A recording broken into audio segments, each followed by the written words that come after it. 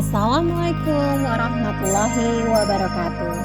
Anak-anakku semuanya, selamat bertemu kembali bersama saya, Bu Puji Astuti dalam pelajaran Sejarah Indonesia kelas 11 kurikulum SMK PK. Hari ini kita akan belajar tentang proklamasi kemerdekaan dan juga makna penting yang ada di sebalik peristiwa tersebut. Silahkan menyimak. Sebelum mengikuti pelajaran hari ini, alangkah baiknya Anda berliterasi dengan baik dan benar tentang topik yang hari ini akan kita pelajari. Nah, materi kita mulai dari latar belakang terjadinya peristiwa proklamasi kemerdekaan Republik Indonesia. Tahukah kamu dari mana harus kita memulai materi ini atau peristiwa apa yang kemudian memicu terjadinya proklamasi kemerdekaan? Yuk kita ikuti penjelasan berikut ini. Perang Pasifik atau yang dikenal dengan nama Perang Asia Timur Raya yang berlangsung selama 4 tahun, Jepang mengalami beberapa kekalahan dan menuju ambang kehancuran. 7 September 1944, Jenderal Kuniaki Koiso di hadapan parlemen Jepang berjanji untuk memerdekakan Indonesia bila mencapai kemenangan dalam Perang Pasifik. Tujuannya mendapat bantuan Indonesia dalam perang tersebut. Kaum Pergerakan Nasional menyambut hangat janji kemerdekaan oleh Jenderal Koiso. Anggota Badan Penyelidik Usaha-Usaha Persiapan Kemerdekaan Indonesia (BPUPKI) dilantik oleh Jenderal Kumakichi Harada. Rajiman Wediodiningrat, tokoh Pergerakan Nasional, ditunjuk sebagai ketuanya. Tapi, tidak semua petinggi militer Jepang sepakat dengan pelantikan BPUPKI. Misalnya Jenderal Izagaki dan Yuichiro Nagano. Keberatan dua jenderal itu tidak berarti banyak. Mayoritas petinggi militer Jepang tetap mendukung BPUPKI. Sidang BPUPKI dari 29 Mei sampai 1 Juni 1945 pun berjalan mulus. Setelah bersidang 2 kali, kerja BPUPKI berakhir dengan baik, sesuai harapan Jenderal Kumakichi Harada. BPUPKI lalu dibubarkan oleh Jenderal Terauchi Hisaichi, diganti jadi Panitia Persiapan Kemerdekaan Indonesia (PPKI) 7 Agustus 1945. 21 nama anggota PPKI diumumkan. Sebagian besar berasal dari BPUPKI. Mereka sudah bersiap sidang pada 16 Agustus 1945. Soekarno, Hatta, dan Rajiman Wediodiningrat wakil PPKI terbang ke Dalat, Vietnam 12 Agustus 1945. Di tengah kabar pengeboman Hiroshima dan Nagasaki di Jepang, Jenderal Hisaichi Terauchi, Panglima Angkatan Perang Jepang di Asia Tenggara, menyambut kedatangan mereka. Jenderal Terauchi berkata bahwa PPKI bisa segera memproklamasikan kemerdekaan Indonesia. Kabar gembira tepat pada hari ulang tahun Hatta. Mereka semua senang, kemerdekaan sudah di depan mata. Sepulang dari Vietnam, sejumlah pemuda dari organisasi Angkatan Pemuda Indonesia API membawa Soekarno dan Hatta ke Rengas Dengklok pagi hari 16 Agustus 1945. Dalihnya, situasi Jakarta genting, Bung. Pemuda mendesak Soekarno dan Hatta segera memproklamasikan kemerdekaan Indonesia. Jepang sudah menyerah, kata para pemuda. Soekarno dan Hatta terkejut, tapi Soekarno enggan memenuhi permintaan para pemuda. Menurut Soekarno dan Hatta, proklamasi kemerdekaan harus melalui rapat PPKI. Pemuda akhirnya memulangkan mereka ke Jakarta sore harinya. Sepulang dari Rengas Dengklok, Soekarno dan Hatta hendak bersidang dengan PPKI di Hotel Das Indies, Jakarta, tapi Jepang melarangnya. Perubahan situasi mengarahkan rapat persiapan kemerdekaan ke rumah Laksamana Maeda, perwira Angkatan Laut Jepang. Di tempat inilah dalam sebuah ruangan, Soekarno, Hatta, dan Ahmad Subarjo merumuskan naskah proklamasi kemerdekaan tanpa gangguan dari Jepang. Soekarno lalu membacakannya ke anggota PPKI dan pemuda di serambi rumah. Naskah yang singkat, tapi semua sepakat dengan isinya. Kemerdekaan bukan lagi impian. Hari bersejarah itu tiba.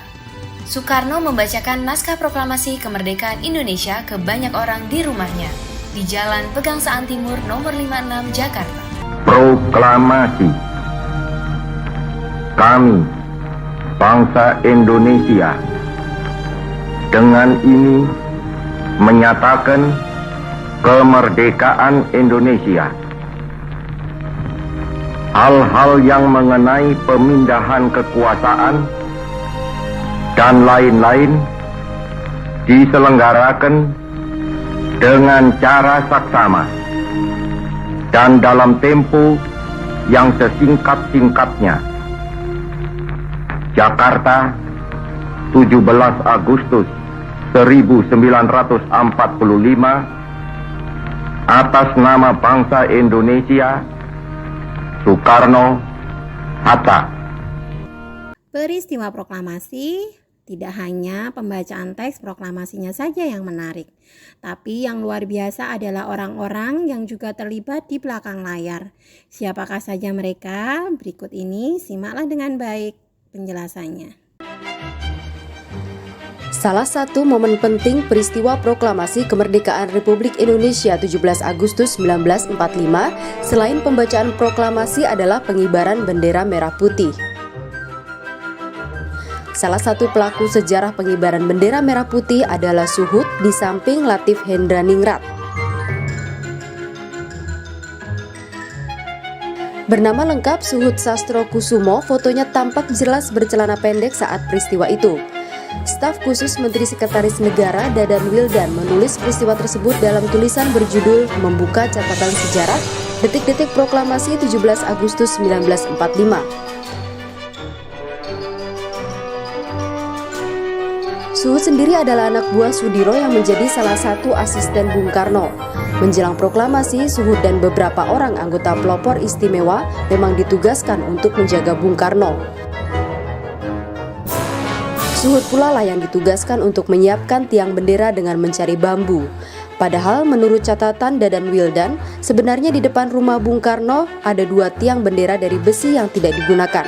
Tetapi karena suasana cukup tegang karena menghindari Jepang, akhirnya bambu tersebutlah yang digunakan dengan cara diberi tali dan ditanam beberapa langkah saja dari teras rumah. Setelah teks proklamasi kemerdekaan Indonesia pada tanggal 17 Agustus 1945 selesai dibacakan, penyebaran berita proklamasi kemerdekaan Indonesia gencar dilakukan agar berita kemerdekaan ini sampai ke seluruh pelosok di tanah air bahkan luar negeri. Berbagai upaya ditempuh untuk kepentingan ini, baik melalui media seperti radio, koran, pamflet, coretan-coretan di dinding dan gerbong-gerbong kereta api atau grafiti, maupun melalui lisan dari mulut ke mulut. Hal ini tidak hanya dilakukan oleh tokoh-tokoh BPUPKI atau PPKI, tetapi oleh setiap lapisan masyarakat di negeri ini, terutama dari kalangan pemuda.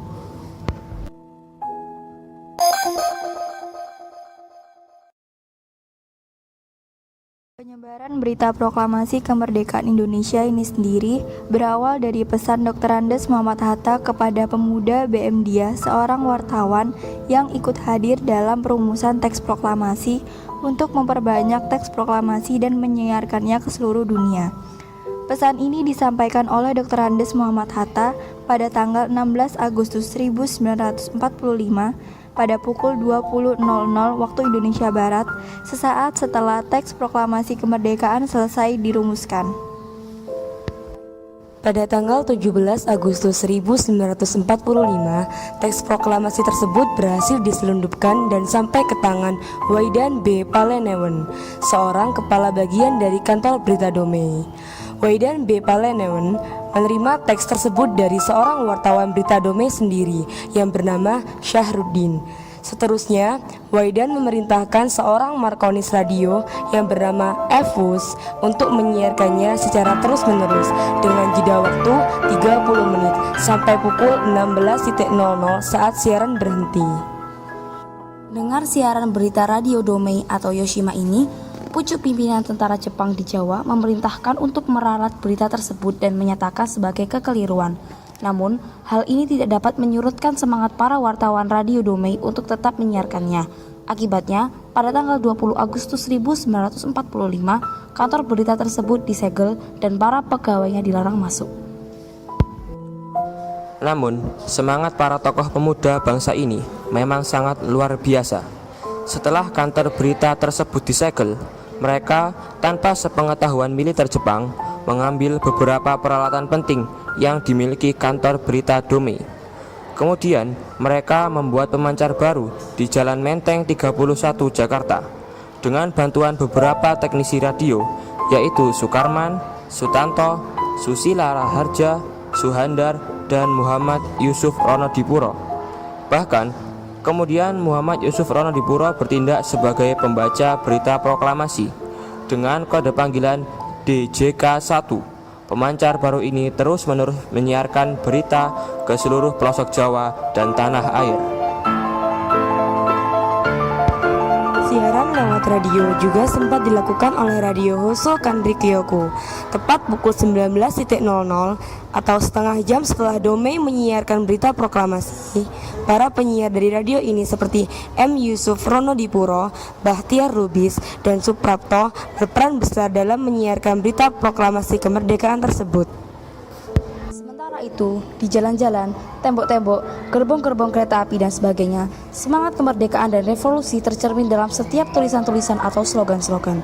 Bukan hanya dalam bentuk tulisan atau grafiti, bahkan diteriakkan dengan semangat yang membara. Misalnya beberapa dari slogan-slogan tersebut seperti Respect Our Constitution 17 August atau Hormati Konstitusi Kami tanggal 17 Agustus. Sekali merdeka, tetap merdeka, dan merdeka atau mati. Proklamasi kemerdekaan Indonesia juga disebarkan melalui beberapa surat kabar. Harian Suara Asia di Surabaya adalah koran pertama yang menyiarkan berita proklamasi. Para pemuda yang berjuang lewat pers, antara lain BM Dia, Soekardjo Wiryo Pranoto, Iwa Kusuma Sumantri, Ki Hajar Dewantara, Otto Iskandar Dinata, GSSC Ratulangi, Adam Malik, Sayuti Melik, Sultan Syahrir, Madikin Wonohito, Sumanan Eshar, Manai Sopian, dan Ali Hashim. Selain melalui radio dan surat kabar, berita proklamasi kemerdekaan Indonesia juga disebarluaskan oleh para pemuda dengan menggunakan pamflet, poster, dan coretan-coretan pada tembok-tembok dan gerbong-gerbong kereta api. Pihak pemerintah Republik Indonesia juga menugaskan kepada para gubernur yang telah dilantik pada tanggal 2 September 1945 untuk menyebarluaskan berita proklamasi kemerdekaan Indonesia di wilayahnya. Dengan demikian, dalam waktu yang singkat, berita proklamasi kemerdekaan Indonesia segera tersebar ke seluruh Indonesia dan ke dunia setelah teks Bangsa Indonesia. Proklamasi kemerdekaan Indonesia memiliki makna penting bagi bangsa Indonesia. Lalu, apa aja sih makna proklamasi bagi Indonesia? Yuk, simak penjelasan berikut ini.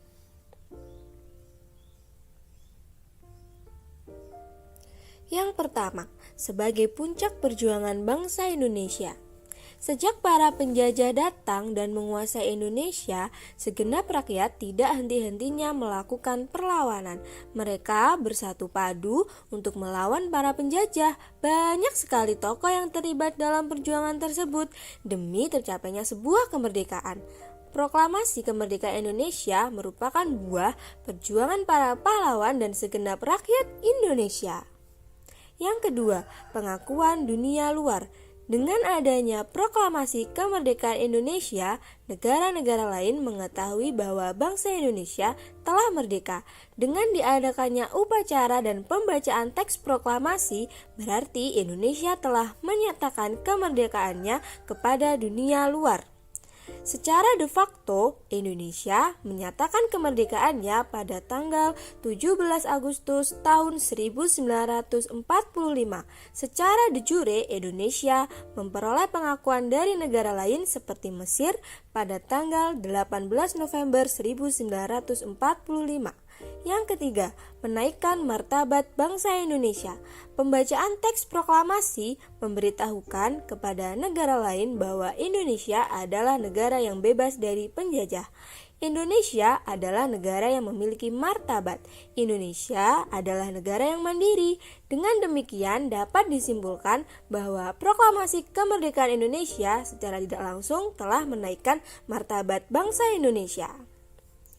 Yang keempat, sebagai lahirnya Negara Kesatuan Republik Indonesia atau NKRI. Proklamasi kemerdekaan Indonesia menunjukkan bahwa bangsa Indonesia telah seutuhnya menjadi negara yang merdeka. Selain itu, proklamasi kemerdekaan Indonesia memelopori lahirnya Negara Kesatuan Republik Indonesia atau NKRI. Indonesia merupakan negara yang dibangun oleh rakyat dan untuk rakyat. Pada awal masa kemerdekaan, Indonesia berjuang keras untuk menjadi negara mandiri. Artinya, Indonesia tidak bergantung kepada negara lain. Yang kelima, proklamasi sebagai tonggak sejarah negara Indonesia. Proklamasi kemerdekaan Indonesia merupakan tonggak sejarah negara Indonesia. Artinya, proklamasi kemerdekaan Indonesia sebagai penanda merdekanya Indonesia.